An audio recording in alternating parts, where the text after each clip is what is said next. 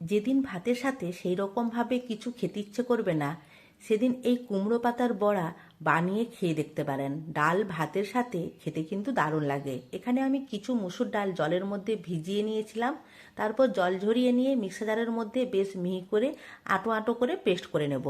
এরপর কিছু কুমড়ো পাতা নিয়ে নিয়েছি, কুমড়ো পাতার বোঁটাগুলো বাদ দিয়ে জলের মধ্যে 1 থেকে 2 মিনিটের মতো ভাপিয়ে নেব।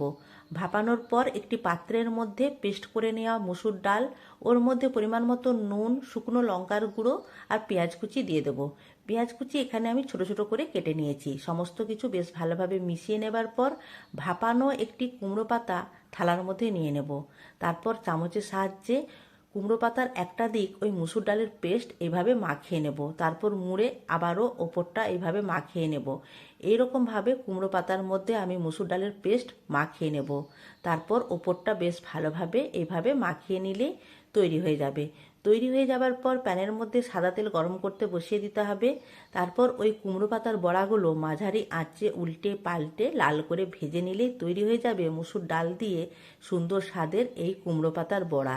ডাল ভাতের সাথে খেতে কিন্তু দারুণ লাগে।